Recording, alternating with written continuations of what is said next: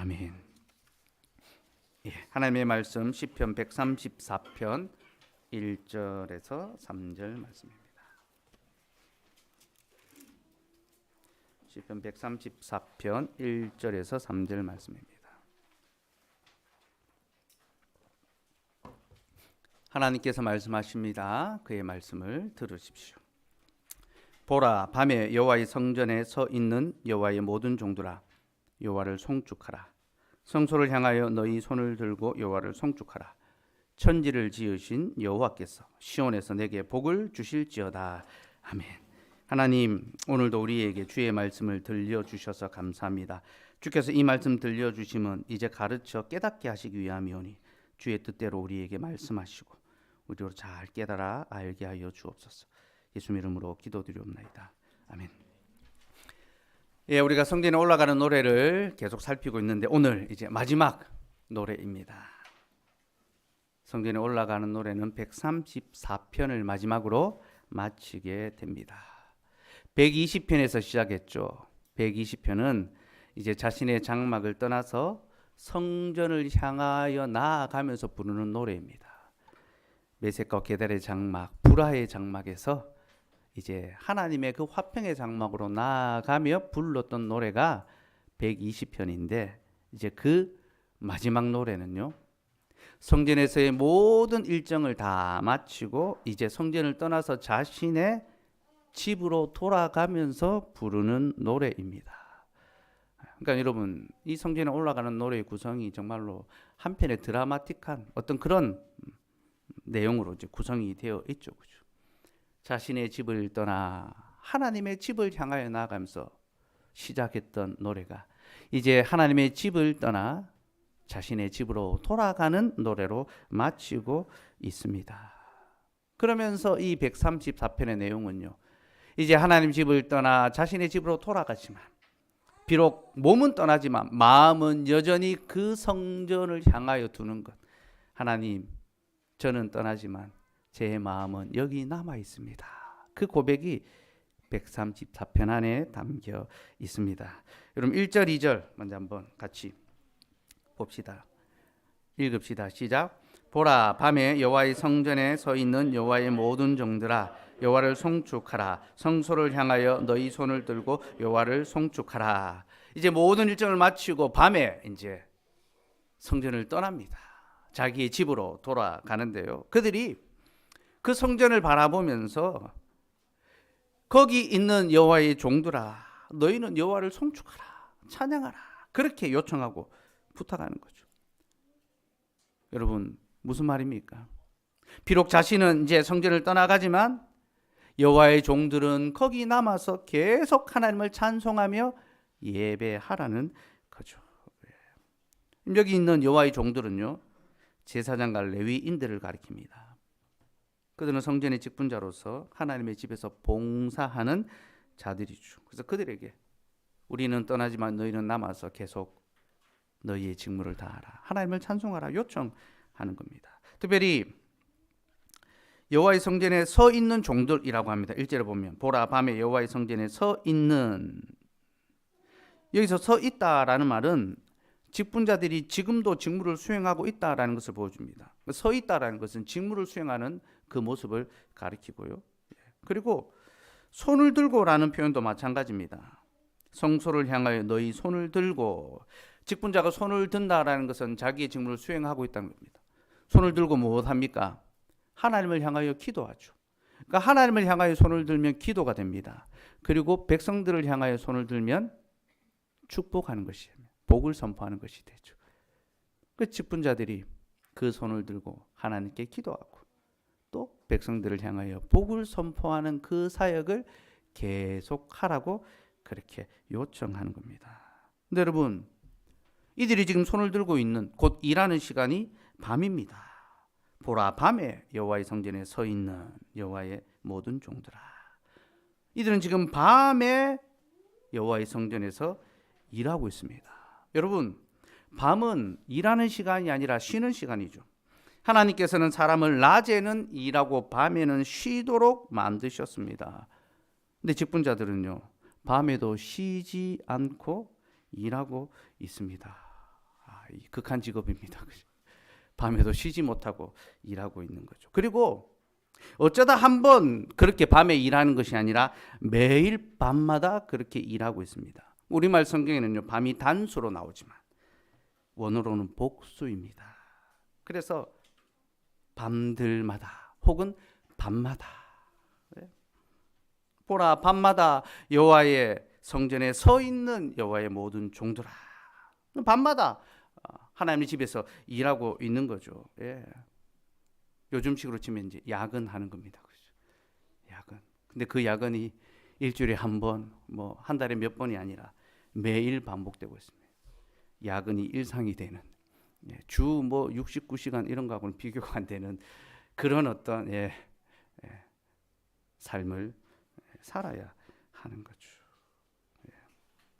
성전에 봉사하는 직분자들은 낮에도 일하고 밤에도 쉬지 않고 하나님을 찬송하며 봉사의 직무를 감당해야 했습니다. 근데 여러분, 이 일은 처음부터 그랬던 것은 아닙니다. 밤새도록 성전에서 찬송하고 봉사하는 직무를 감당하는 것은요, 다윗의 시대로부터 시작된 일입니다. 다윗은 제사장과 레위인들이 밤에도 하나님을 찬송하고 또 봉사할 수 있도록 그렇게 요청했습니다. 밤에도. 그러니까 다윗이 어떻게 보면요, 악덕 고용주 같은 일을 많이 시키는 그런 느낌이 들 수 있는데요. 근데 여러분, 사람이 혼자서 매일같이 낮이나 밤이나 계속 일할 수는 없죠, 그죠? 그래서 다윗은 이 일을 서로 나누어 할 수 있도록 분담시켰습니다. 그는 레위인들을 24대, 그러니까 24조로 만들어서 이 직무를 수행하게 했습니다. 한마디로 교대 근무를 시킨 겁니다. 그래서 밤이나 낮이나 하나님의 집에서 항상 찬송이 끊어지지 않도록 그렇게 만들었습니다. 그럼 여러분, 다윗은 왜 하나님의 집에 항상 찬송이 있게 했을까요? 하나님을 향하여 왜 항상 찬송을 부르게 했을까요? 여러분, 그 이유는요, 하나님께서 먼저 우리를 위하여 밤낮으로 쉬지 않고 일하고 계시기 때문입니다. 시편 121편 4절 봅시다. 우리 성전에 올라가는 노래, 가장 유명한 노래죠. 낮의 해와 밤의 달이 너를 상치 못하고. 여호와는 우리를 지키시는 자. 4절 말씀 같이 한번 읽읍시다. 시작. 이스라엘을 지키시는 이는 졸지도 아니하시고 주무시도 아니하시리로다. 6절도 읽을까요? 시작. 낮의 해가 너를 상하지 아니, 밤의 달도 너를 해치지 아니하리로다. 여러분, 우리를 지키시는 하나님께서는 졸지도 아니하시고 주무시도 아니하십니다. 그는 밤낮으로 쉬지 않고 우리를 위하여 일하고 계십니다.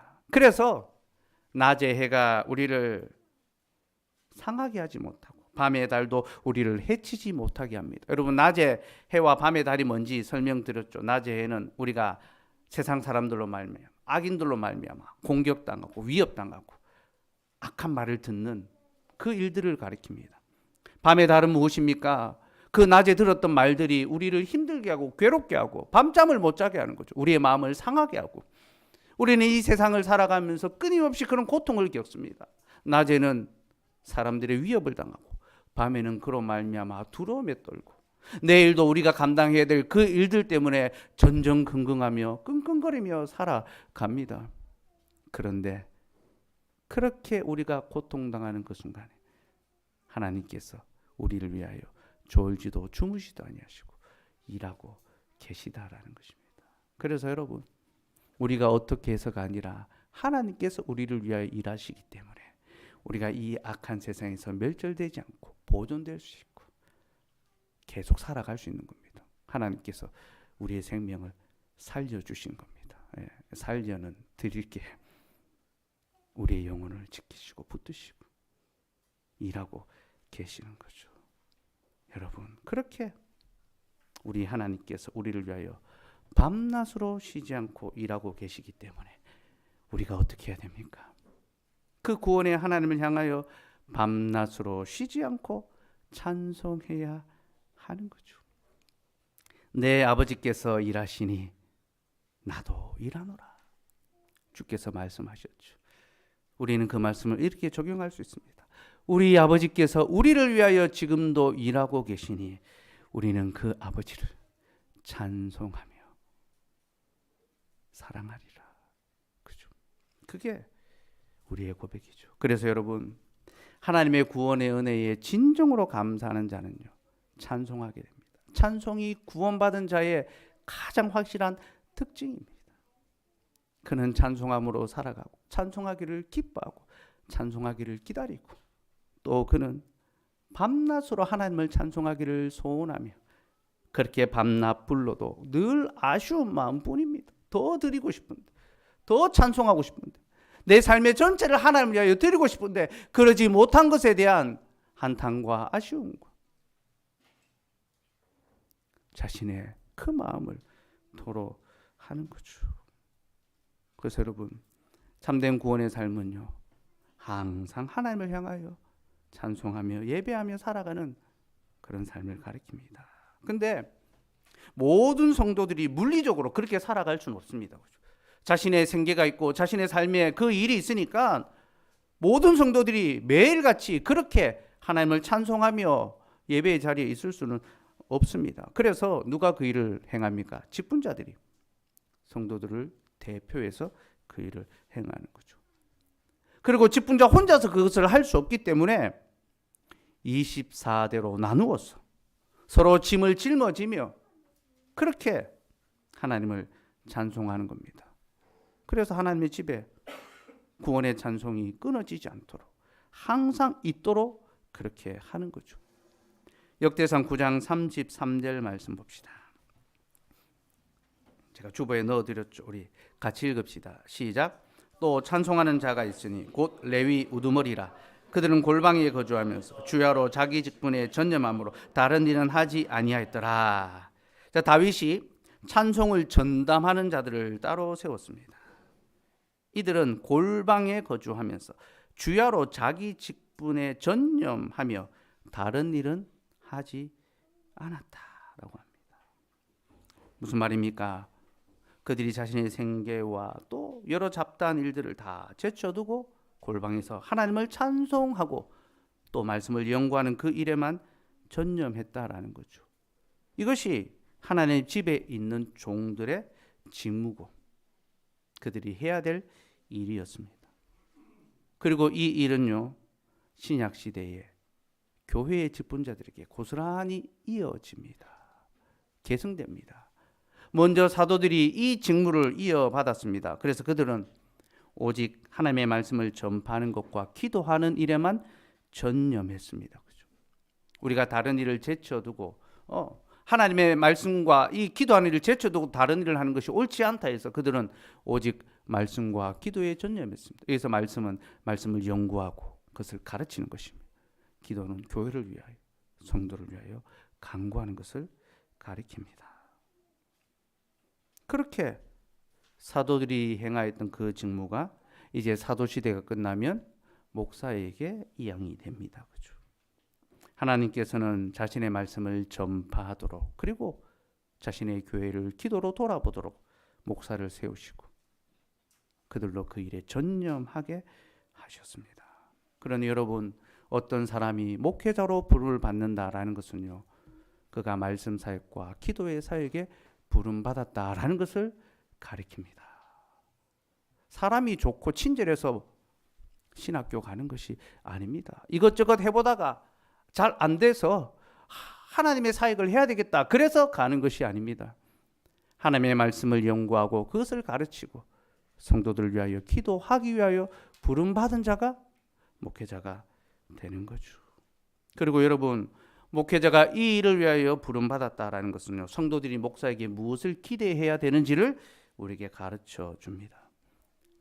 성도들은 다 목회자에게 어떤 기대감이 있습니다. 바라는 바가 있습니다. 자신들이 생각하는 목회자 상이 있죠. 우리 목사님이 더 모든 것에 친절하고 모든 것에 능통하고 모든 것을 잘하면 좋겠다. 특별히 나한테 더 잘하면 좋겠다. 그럼 다 그런 생각들을 갖고 있잖아요. 그죠? 목사님이 나에게 더 잘해주면 좋겠고 어떤 개인적인 어떤 인간적인 자신의 바라는 상이 다 있습니다. 목회자 상이. 그러나 여러분, 자신의 그런 목회자 상이 중요한 것이 아니라 성경이 말하는 목회 사상이 무엇인가를 주목하셔야 합니다. 하나님은 목사에게 말씀과 기도를 요청하십니다. 그러니 우리는 목회자를 볼 때에 그에게서 인간적인 여러 매력이나 어떤 학벌이나 또한 교회를 잘 경영해서 숫자를 늘리고 또 세상 물정이 밝아서 교회에 경제적 이익을 가져다 줄 수 있는 그런 것을 기대해서는 안 됩니다. 부동산 경기 흐름을 잘 타가지고 어디 땅을 사고 이익을 남기고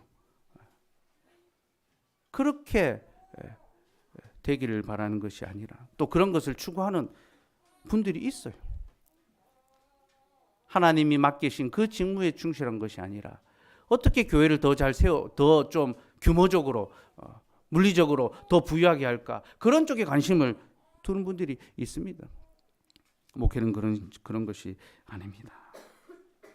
목사는 오직 하나님의 말씀을 깊이 연구하고 그 말씀을 힘써 가르치고 또 성도들이 그 말씀대로 살아갈 수 있도록 기도하는 것, 그 일에 전념해야 하며 성도들은 그가 그 일을 잘 감당할 수 있도록 격려하고 도와야 합니다.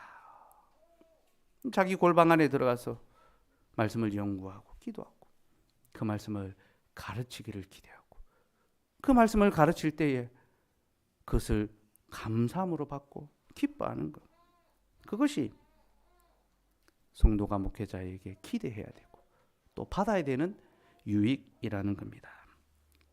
터키의 작가 중에 노벨상을 받은 작가가 있습니다. 오르한 파묵이라는 사람인데요.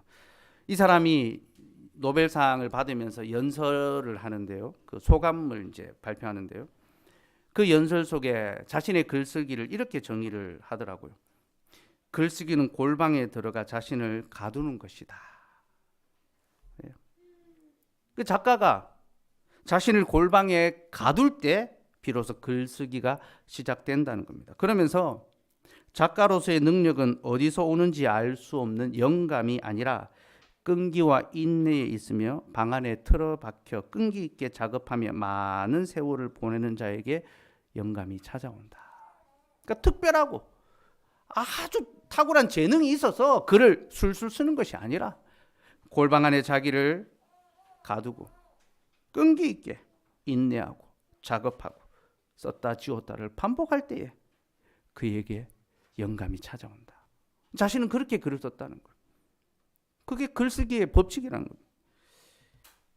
그의 글을 읽으며 저는 100% 공감을 했습니다. 저에게 있어서 설교 준비는 골방에 저를 가두는 것으로부터 시작합니다. 저를 골방에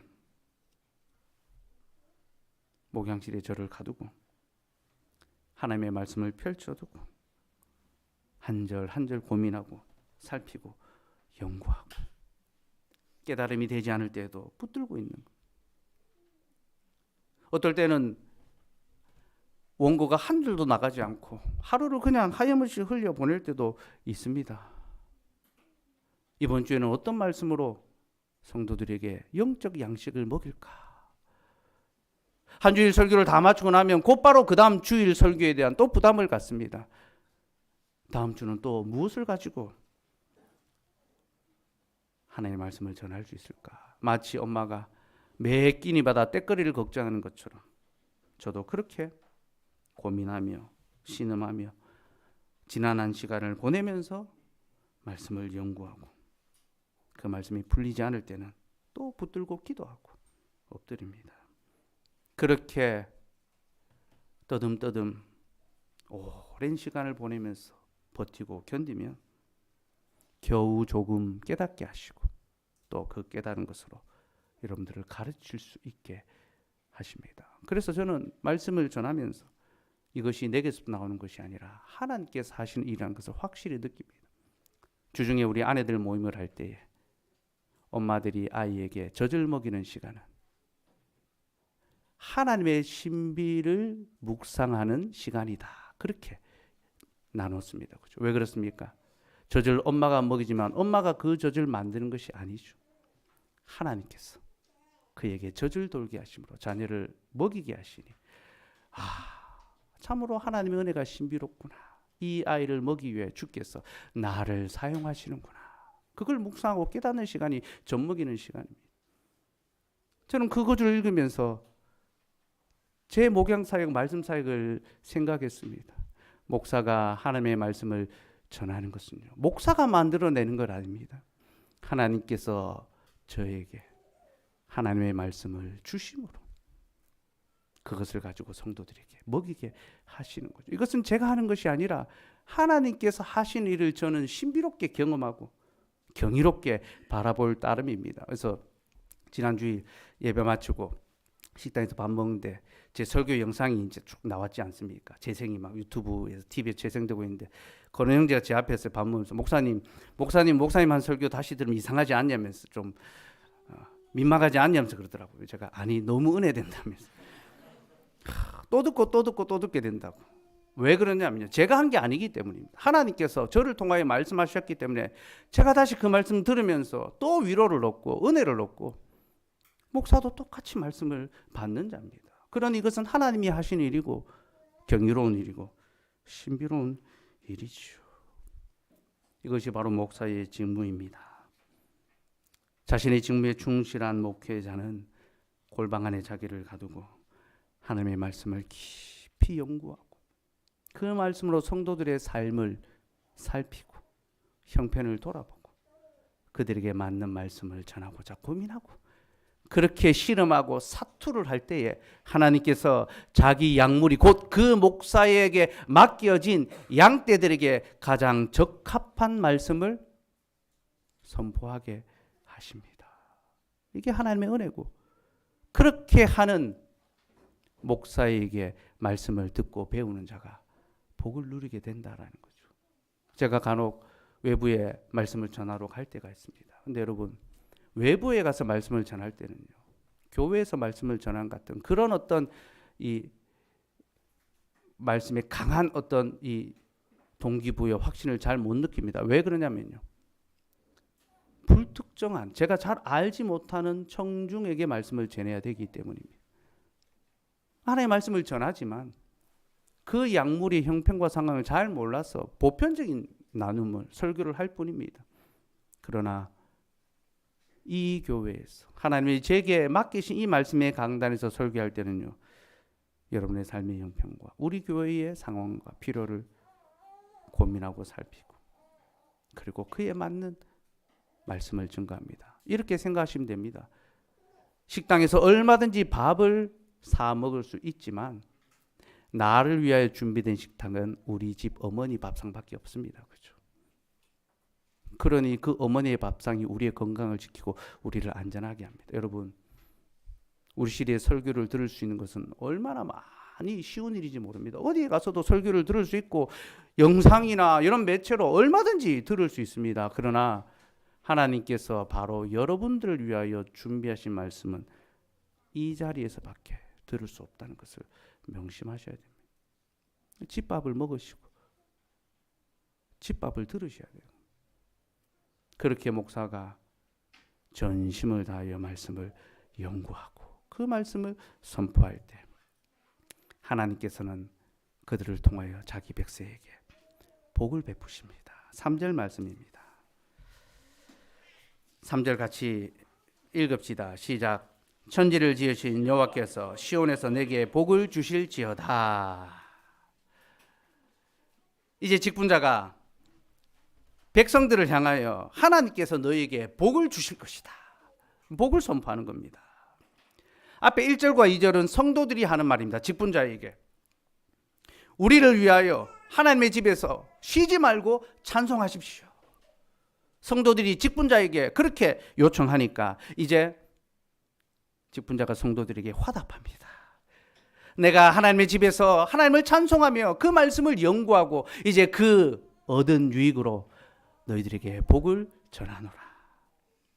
하나님의 말씀의 교훈을 선포하고 하나님의 사랑을 전하고 하나님의 위로와 하나님의 돌보심을 베풀어 주는 거죠. 여러분, 이것이 성도와 직분자의 관계를 잘 보여주는 겁니다. 곧 성도들은 당신은 당신의 직무에 충실해 주십시오. 말씀을 연구하고 우리를 위하여 기도해 주십시오.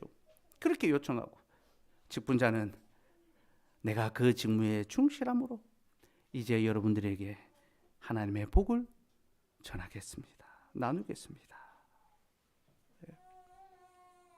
그게 직분자와 성도의 좋은 관계와 연합을 보여줍니다. 그래서 여러분 133편은요 형제 간의 연합을 보여줍니다. 우리가 예배 가운데 서로 연합하고 하나 된다라는 것을 보여준다면요 134편은 성도와 직분자의 연합을 보여줍니다. 성도와 직분자가 따로 떨어져 있는 것이 아니라 한 덩어리며 서로 연합하고 하나 될 때에 서로에게 영적인 유익을 풍성히 나눌 수 있다라는 겁니다. 그리고 여러분 이 연합함을 위하여 우리가 지켜야 될 일이 무엇인가, 감당해야 될 책임이 무엇인가를 가르쳐 줍니다. 그럼 1절과 2절에서 성전을 떠나는 성도들이 직분자들에게 여러분들은 계속 하나님의 집에서 찬송하고 그 직무를 수행해 주십시오라고 요청하는데요. 이 요청은요, 그 직분자들의 삶을 우리가 책임지겠다라는 약속이 담겨 있습니다. 여러분 직분자들이 계속 자신의 직무를 수행하려면 무엇이 해결돼야 됩니까? 자신의 생계가 해결돼야 됩니다. 자신의 삶이, 자신의 가정이 그 필요가 채워지고 안전하고 평안해야 그 직무를 계속 수행할 수 있겠죠. 그렇죠? 그러니 여러분 성도들이 직분자에게 당신은 당신의 할 일 곧 말씀을 연구하고 찬송하고 기도하십시오. 그렇게 요청하는 것은요, 우리가 당신의 삶을 책임질 것이니 당신은 당신의 할 일을 하십시오. 당신은 당신의 할 일을 하고 우리는 당신을 위하여 일하겠습니다. 그런 고백이 그 안에 담겨 있는 겁니다. 여러분 이게 바로 11조의 원리죠.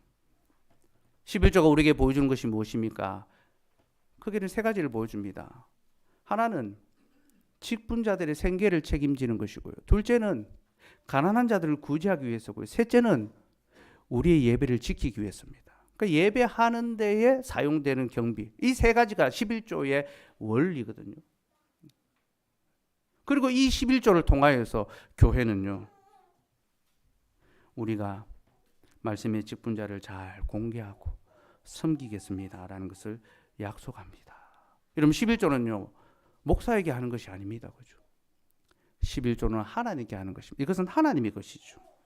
하나님께서는 자신의 그 양무리로부터 11조를 받아서 이것을 가지고 자신의 집에 있는 종들, 말씀의 직분자를 먹이고 가난한 자를 돌아보고 또 그 울타리가 더 든든히 서도록 그 일을 행하십니다. 이게 11조 안에 담겨 있는 원리입니다. 그러니 우리가 그 헌금을 한다는 것은요, 하나님 내가 주의 교회의 성도가 되어서 주의 교회를 세우는 그 일에 헌신하겠습니다라는 믿음의 고백입니다. 하나님께서는 그것을 통하여 목회자의 삶을, 생계를 또한 책임져 주십니다. 근데 여러분 성도들이 이렇게 연보를 통하여 목회자의 생계를 책임지는 것은요, 단순히 금전적인 지원을 하는 것만을 가리키는 것은 아닙니다. 여러분 그의 생계를 책임진다라는 것은요, 관계를 보여줍니다. 그와의 관계. 여러분 생계를 책임지는 것은 가족들 간에 하는 일입니다. 우리가 가족이니까 그 사람의 생계를 책임지고 돌보는 거죠. 그러니 성도들이 직분자의 생계를 책임진다는 것은 그들을 자신의 가족과 형제로 인정하고 맞아들이는 겁니다. 당신은 우리의 형제입니다. 그래서 우리가 당신의 생계를 책임지겠습니다. 그렇게 고백하는 겁니다. 그래서 여러분 목회자의 생활비는 결코 월급이 아닙니다. 그 노동의 수고에 따라 드리는 보상이 아닙니다. 교회가 목회자와 노동계약을 맺고 일정한 금액을 지급하는 것이 아닙니다. 당신은 우리의 형제며 우리는 당신의 직무를 수행하고 하나님께서 당신을 통하여 우리에게 영생의 복을 주시기에 이제 우리는 당신을 사랑하여 섬기며 당신의 일용할 복을 우리가 책임지겠습니다. 라는 그런 고백으로 드린 것이 목회자 사례입니다. 134편이 바로 그 원리를 우리에게 가르쳐 주는 거죠. 직분자와 성도가 얼마나 서로 깊게 연결되어 있는지, 직분자는 성도들의 영혼을 위하여 수고하고 성도들은 그의 몸의 필요와 마음의 위로를 위하여 수고하고 섬겨야 한다라는 것을 가르쳐 주는 겁니다. 그러니 여러분이 저에게 목사님 말씀을 더 깊이 연구하셔서 우리에게 계속 가르쳐 주십시오라고 말하는 것은요, 목사님 이제 다른 일 하지 말고 말씀과 기도에만 전념하시고 다른 일은 우리가 책임지겠습니다. 그 고백입니다. 그러니까 저한테 가끔 말씀을 가르쳐 주셔서 감사합니다. 계속 더 가르쳐 주세요. 그렇게 카톡 보내시는 분들인데요. 거기서 끝나면 안 되고 목사님의 필요를 채우겠습니다. 제가 그런 문자 보내면 이제 계좌번호를 딱 연결해서 서로의 필요를 채우고 살피는 것이 약속하는 거죠. 그죠? 그게 성도와 목회자의 관계 안에 일어나야 될 일입니다. 특별히 여러분, 성도들은 직분자의 어떤 생활적인 변만을 돕는 것이 아니라 그의 마음의 짐도 함께 나누어져야 합니다. 이런 골방에 들어가는 것은 외로운 일입니다. 또 사람의 영혼을 돌아보는 것은요, 매우 힘든 일입니다. 때로 그는 자신의 가족을 돌아보지 못하고 성도들을 더 열심히 돌아봐야 될 때가 있고, 이것이 가족들에게 또 그 자신에게 마음이 상함과 힘듦이 될 수 있습니다. 말씀을 연구하는 것은 기쁘고 영광스러운 일이지만 지치고 고된 일입니다. 말씀을 전파하는 것은 사람이 할 수 있는 가장 복되고 놀라운 일이지만 이 일은 또한 매우 두렵고 힘든 일이기도 합니다. 성실한 목회자는 설교 한 편을 준비하기 위하여 자신의 전력을 다합니다. 한 주간의 시간을 오롯이 거기에 다 쏟아 붓습니다. 그리고 성도들의 삶을 들여다보고 그들의 마음을 위로하려고 애쓰고 힘씁니다. 이 일은 결코 쉬운 일이 아닙니다. 여러분, 누군가의 영혼을 책임지고 그들을 돌보는 것은 쉬운 일이 아닙니다. 여러분, 자녀를 양육하면서 엄마들이 갖는 부담이 얼마나 큽니까? 주중에 아내 모임 하면서 이야기하는데, 유치원에서 일했던 한 어머니가, 내가 여러 아이들을 많이 기르고 또 돌아봤지만 내 애가 가장 힘들더라. 맞아요. 그 말이 맞아요. 내 애가 가장 힘들고 가장 별나고 내 남편이, 내 아내가 가장 시원찮아 보일 수 있습니다. 누군가를 책임지고 돌본다는 것은요, 힘든 일입니다.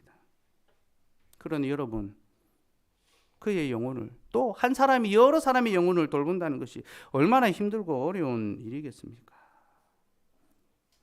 그는 성도들의 문제를 마치 자기의 문제처럼 여겨서 아파하고 고민하고 신음합니다. 겉으로 내세하고 드러내지 못해도 그 마음속에 골마가고 썩어가는 것들이 있습니다. 그래서 여러분, 성도들은 직분자의 마음을 잘 살펴서 위로하고 그에게 힘든 것은 없는지, 필요한 것은 무엇인지, 그의 몸과 마음에 쉼이 필요하지는 않은지 잘 살펴보아야 합니다.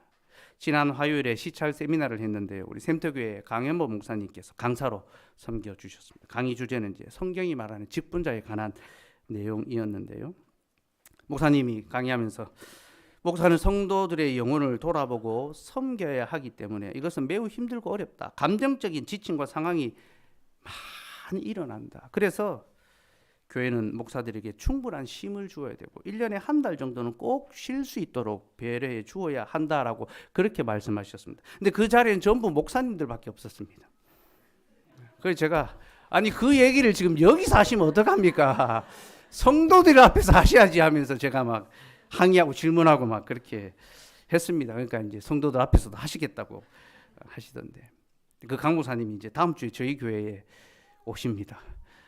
지금 안식월을 올해 5개월 안식월을 받으셨는데요, 저희 교회에 와서 예배 드리고 싶다고 저한테 허락을 구하러 연락을 하셨더라고요. 그래서 제가, 아니 목사님 예배만 드리면 되겠습니까? 설교도 하셔야 되죠 하니까, 설교 부탁을 드리니까 단칼에 자기는 안식월이기 때문에 쉬어야 된다고, 일하면 안 된다고, 예배하고 그리고 오후까지 다 하고 가시겠다고 저한테 이제 부담과 이 무거움, 마치 선생님 앞에 이제 심판대에 올라가는 그런 기분을 느끼면서 오시겠다 약속하셨습니다. 다음 주에 여러분 또 열심히 또 예배하고 우리 오후에 다 이제 참여하셔야 됩니다. 그래서 우리 강구사님이 우리 교회가 시작하는데 산파 같은 역할을 하신 분이고, 저는 신학적으로 가장 또 존경하고 제가 따르는 이제 스승이십니다.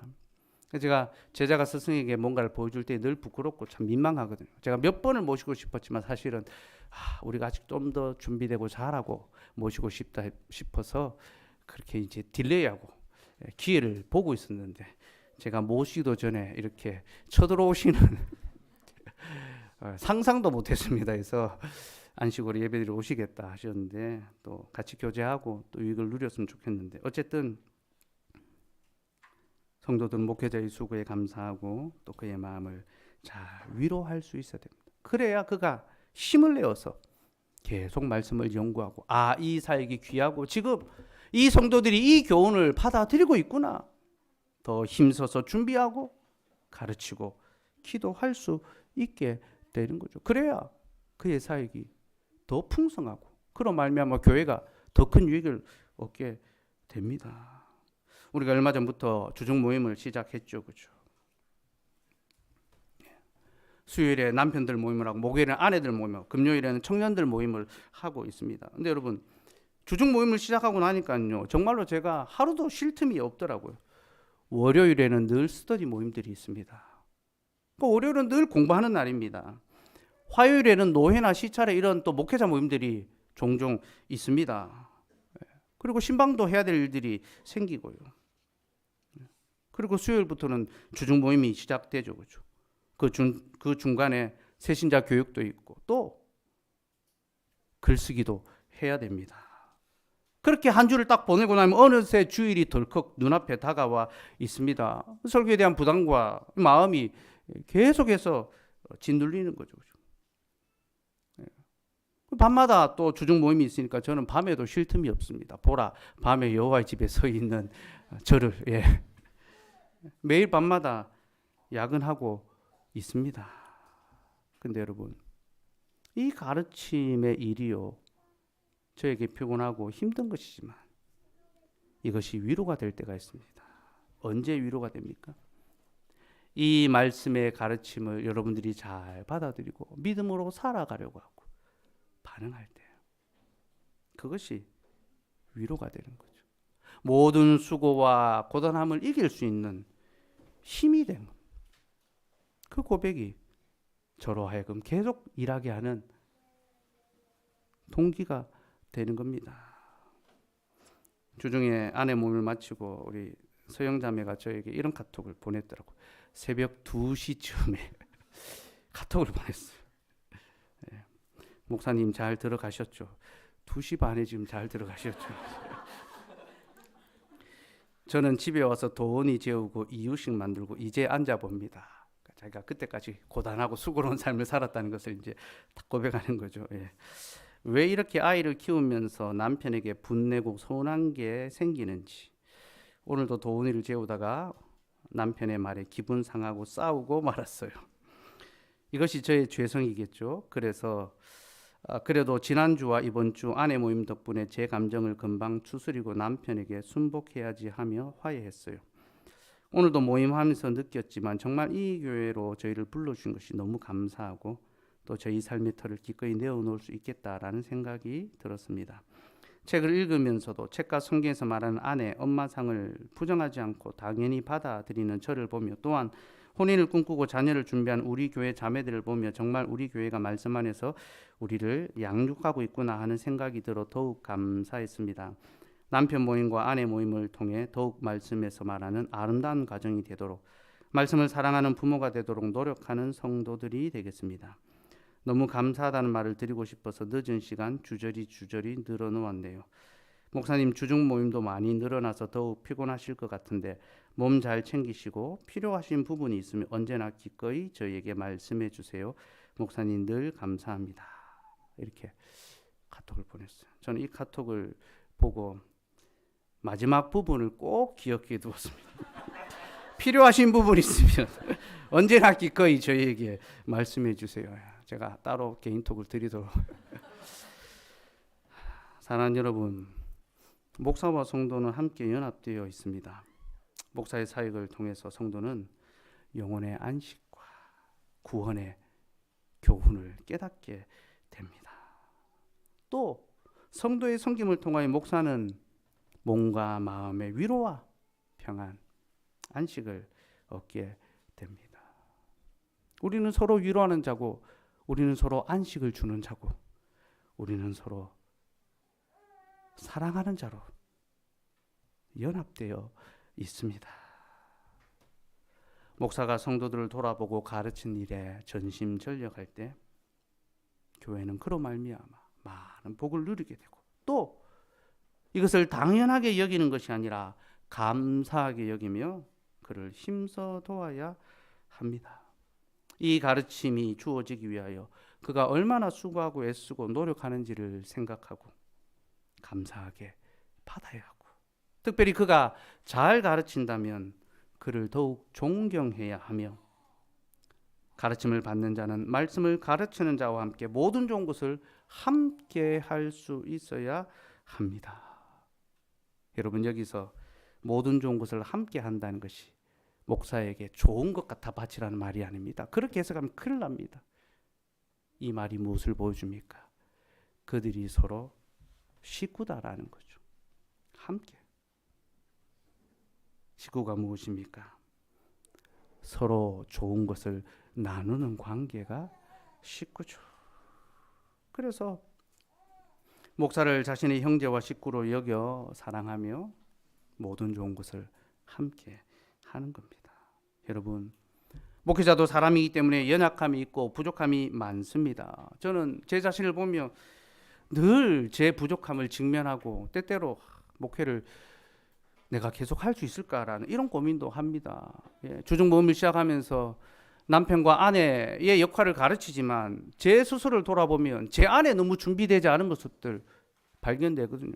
그래서 저희 아내와 제가 계속 우리는 실패자와 같다, 자조하듯이 그렇게 돌아보고 모임을 하는 것이 한편으로는 기쁘지만 저의 부족함을 돌아봐야 되기 때문에 또 한편으로는 괴롭기도 합니다. 저는 그렇게 많은 연약함과 부족함에 둘러싸여 있는 자입니다.